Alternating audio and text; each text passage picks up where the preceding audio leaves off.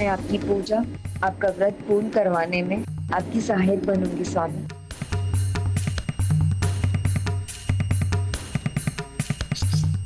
अब भाभी माँ क्या कर रही है? जिस निश्चय से वो आगे बढ़ रही है, ऐसा प्रतीत हो रहा है जैसे वो प्रभु कार्तिकेय को उनके ध्यान से उठाने के लिए जा रही है।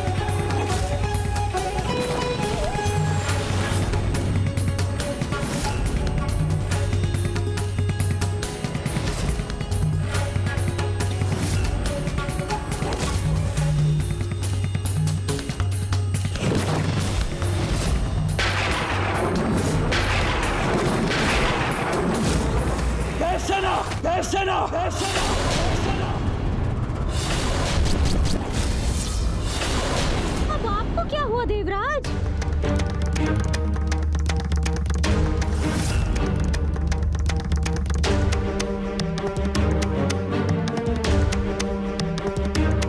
कुमार कार्तिकेय को अपने ध्यान से अवश्य उठना चाहिए, किंतु पुत्री देव से ना हमें उठाना नहीं चाहिए।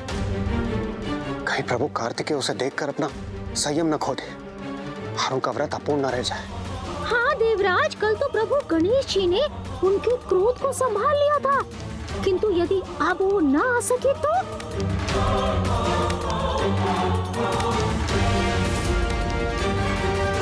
मूषक जी कुछ सोचिए, कोई युक्ति लगाइए, हम इस स्थिति को कैसे संभालें?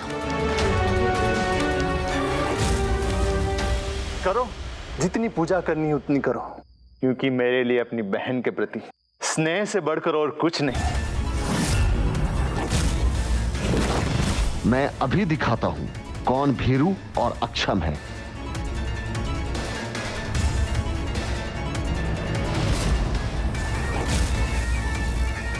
वीरबाहु जी बाहर क्यों निकल आए? वो ज्येष्ठ की ओर क्यों बढ़ रहे हैं? ये इस दुष्ट का सामना करने का उचित समय नहीं। अभी वीरबाहु को छिपा रहना चाहिए। यदि वीरबाहु और सुरापद्मन आमने सामने आ गए तो स्थिति को संभालना कठिन हो जाएगा। देखो बहना, कितने उपहार लाया हूं मैं तुम्हारे लिए, किंतु तुम्हारे लिए तो मेरा प्रहार ही उचित उपहार है, दुष्ट सुरापद्मन।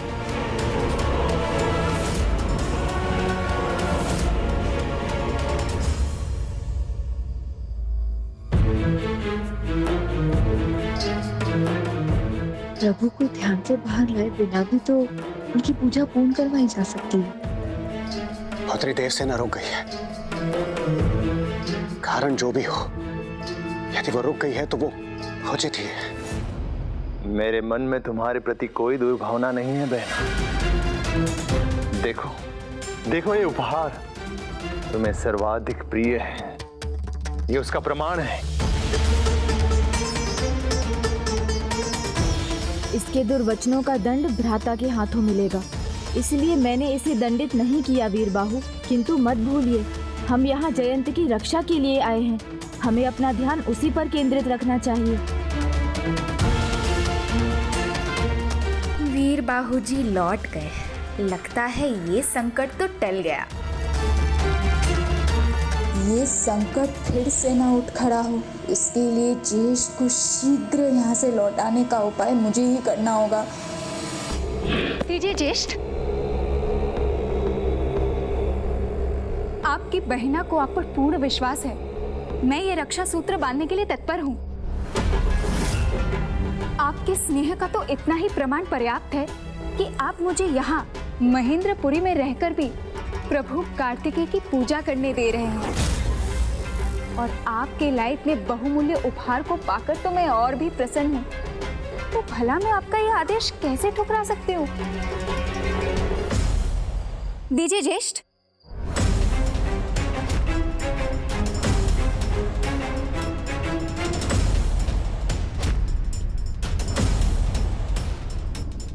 प्रसन्न तो हूं मैं कि मेरी प्यारी बहना ने मुझे माफ तो कर दिया, किंतु रक्षा सूत्र को बांधना बिना तिलक।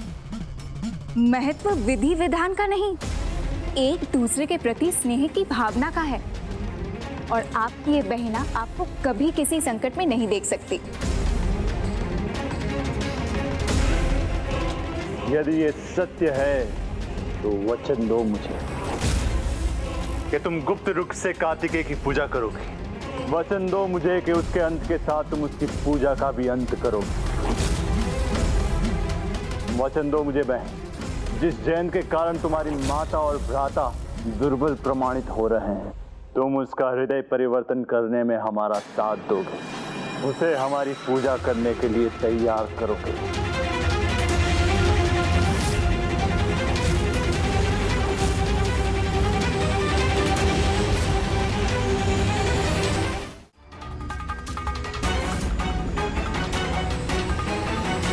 मैं वचन देती हूँ ज्येष्ठ।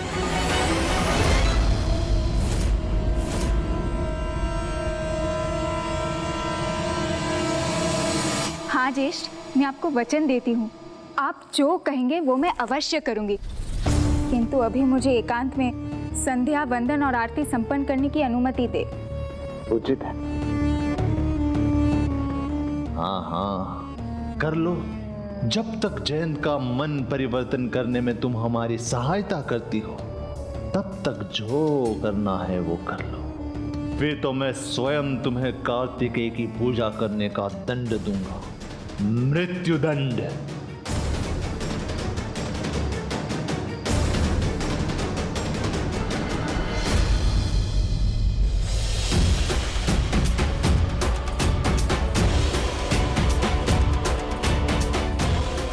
ये बच्चे तो 2 से कहीं अधिक है, तो संभव है अन्य भी भीतर प्रवेश कर चुके हैं। मुझे जाकर देखना चाहिए।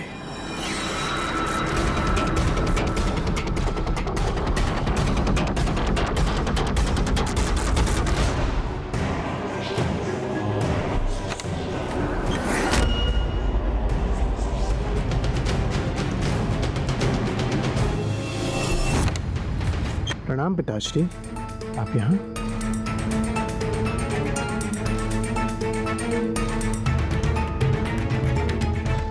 हाँ, मुझे कुछ कार्य था यहाँ पे, किंतु तुम यहाँ पे क्या कर रहे हो?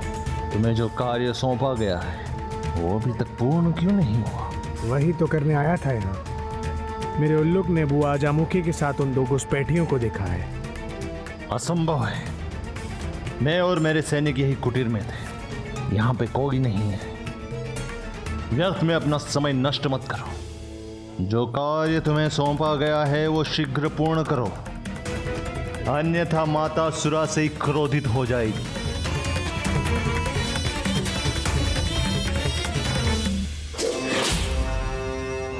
चला तो जाऊं पिताश्री, किंतु मुझे विश्वास है मेरे उल्लुक से कोई भूल नहीं हुई।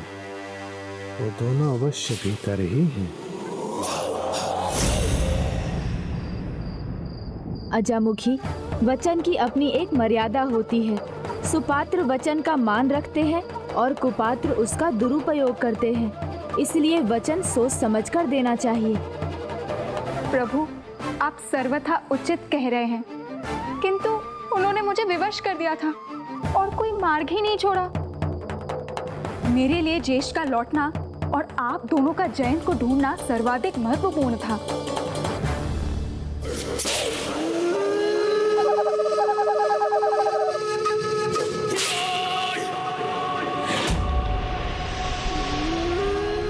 बुआ के साथ ये दोनों कौन है जिनकी परछाई दिखाई दे रही है मुझे? प्रभु, अब बस आपका ही आसरा है। वो दोनों यही है, इस कुटिया के भीतर।